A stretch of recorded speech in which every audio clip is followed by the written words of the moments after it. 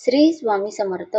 गुरुवार आला की अनेक भक्तांच्या घरात दिवा लागतो, स्वामींचं नाव घेतलं जातं आणि मनात एक वेगळी शांतता उतरते. कारण गुरुवार हा फक्त आठवड्यातला एक दिवस नसतो, तर तो स्वामी समर्थ महाराजांच्या कृपेची आठवण करून देणारा दिवस असतो. ज्यांच्या जीवनात अंधार आहे, ज्यांच्या मनात चिंता आहे, ज्यांच्या घरात संकट आहे, अशा प्रत्येक भक्तासाठी गुरुवार आशेचा दिवस बनतो. कारण स्वामी समर्थ महाराज हे अक्कलकोटचे महान संत, अवतारी पुरुष आणि दयाळू गुरु होते. त्यांनी आयुष्यभर भक्तांचे दुःख दूर केले, संकटात आधार दिला आणि श्रद्धेची खरी ताकद लोकांना दाखवून दिली. म्हणूनच गुरुवारी स्वामींची कथा ऐकणे, त्यांचे नामस्मरण करणे आणि सेवा करणे याला खूप विशेष महत्व आहे. अक्कलकोटमध्ये एक गरीब शेतकरी राहत होता. त्याची परिस्थिती खूप कठीण होती. शेतीत पीक येत नव्हतं, घरात धान्य नव्हतं, मुलांना पोटभर अन्न मिळत नव्हतं. पण या सगळ्या संकटांमध्ये त्याने स्वामी समर्थांवरचा विश्वास कधीच सोडला नाही. तो रोज सकाळी उठून स्वामींच्या नावाचा जप करायचा. त्याच्याकडे मोठी पूजा करण्यासाठी काही नव्हतं, पण श्रद्धा खूप मोठी होती. एक गुरुवार आला, त्या दिवशी त्याच्या घरी खायला काहीच नव्हतं. पत्नी रडत होती, मुले भुकेने व्याकुळ झाली होती. पण त्या शेतकऱ्याने पत्नीला सांगितलं, काळजी करू नकोस, आपले स्वामी समर्थ आहेत ना, ते नक्की काहीतरी करतील. त्याने घराच्या कोपऱ्यात ठेवलेल्या स्वामींच्या फोटोसमोर एक छोटासा तेलाचा दिवा लावला. फुलं नव्हती, नैवेद्य नव्हता, पण डोळ्यात भक्ती होती. हात जोडून तो म्हणाला, ओम श्री स्वामी समर्थ, आज माझ्या लेकरांना भूक लागली आहे, आता तुम्हीच काहीतरी करा. एवढं बोलून तो शांत बसला. थोड्या वेळाने दारावर टकटक झाली. दार उघडलं तर बाहेर एक साधू उभा होता.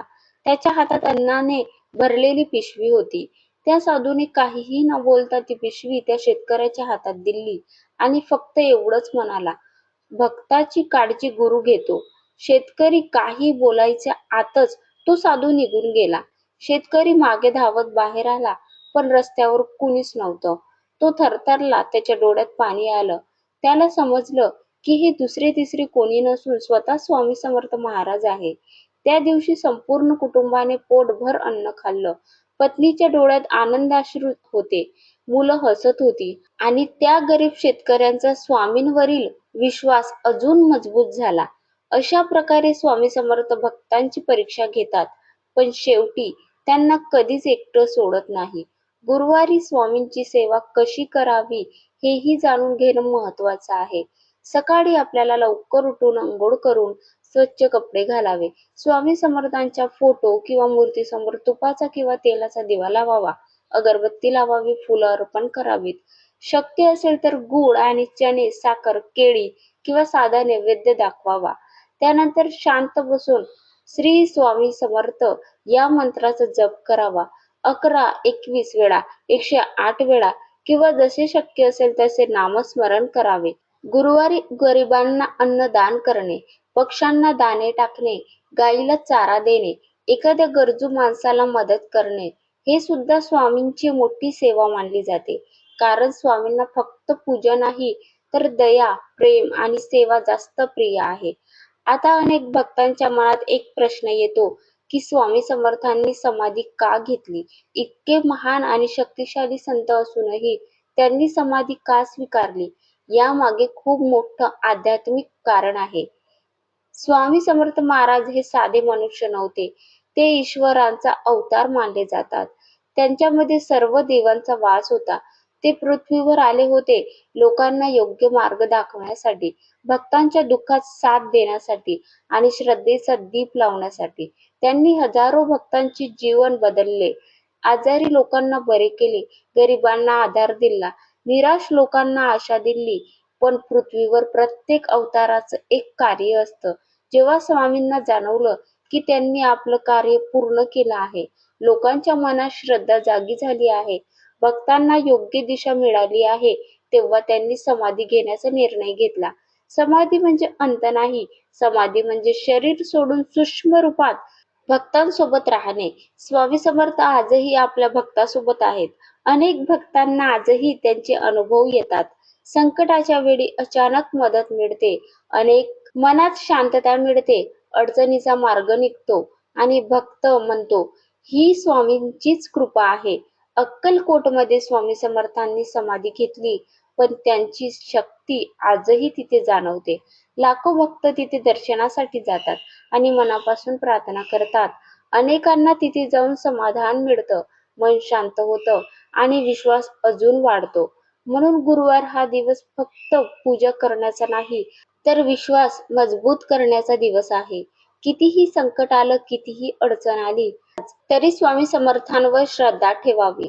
कारण स्वामी भक्तांची साथ कधीच सोडत नाहीत. कधी परीक्षा घेतात, पण हात सोडत नाहीत. म्हणून रोज नाही जमलं तरी गुरुवारी तरी मनापासून एकदा स्वामींचं नाव घ्या. डोळे बंद करून फक्त म्हणा, ओम श्री स्वामी समर्थ. हे नावच इतकं शक्तिशाली आहे की घाबरलेलं मन शांत होतं. दुःखी मनाला आधार मिळतो आणि निराश जीवनात पुन्हा आशेचा दिवा लावतो. आपल्या जवळील नकारात्मक ऊर्जा नष्ट होते. स्वामी समर्थ म्हणायचे, भिवू नकोस, मी तुझ्या पाठीशी आहे. हा त्यांचा शब्द आजही लाखो भक्तांच्या जीवनाचा आधार आहे. म्हणून श्रद्धा ठेवा, सेवा करा, नामस्मरण करा आणि स्वामींवर पूर्ण विश्वास ठेवा. कारण स्वामींचंच वाक्य आहे, भिवू नको, मी तुझ्या पाठीशी आहे. हम गए नहीं, जिंदा है.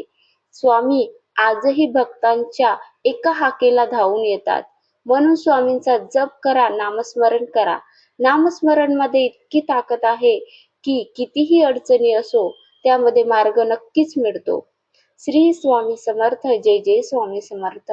ही माहिती आवडली असेल तर नक्कीच एक लाईक करा. तुम्ही स्वामी भक्त असेल तर आज श्री स्वामी समर्थ लिहायला विसरू नका. आज गुरुवार आहे. आज सर्वांनी उठून स्वामींची पूजा केली असेल, पारायण सुरू आहे, स्वामींच्या फोटोला, मूर्तीला दिवा लावला असेल, अगरबत्ती लावली असेल, फुलं अर्पण केली असेल, शक्य असेल तेवढा आपण प्रसाद स्वामींना अर्पण केला असेल, स्वामींचा जप केला असेल, स्वामी समर्थ महाराजांच्या 11 माळी जप केल्या असतील, 11 वेळा तारक मंत्र म्हटला असतील, तारक मंत्राचे पठण केले असतील, त्या दिवशी शक्य असेल तर आपल्याला उपवास करायचा असतो. गुरुवार हा स्वामींचा दिवस आहे. म्हणून आजच्या दिवशी जेवढी सेवा शक्य होत असतील तेवढी आपण करण्याचा प्रयत्न करावा. गुरुवारी एखाद्या गरजू व्यक्तीला अन्नदान केलं तर स्वामी खूप प्रसन्न होतात. कारण स्वामींना सर्वात जास्त आवडते ते म्हणजे दया आणि सेवा. म्हणून सेवा करा, सेवेकरी व्हा. स्वामींचं नामस्मरण मात्र करायला विसरू नका.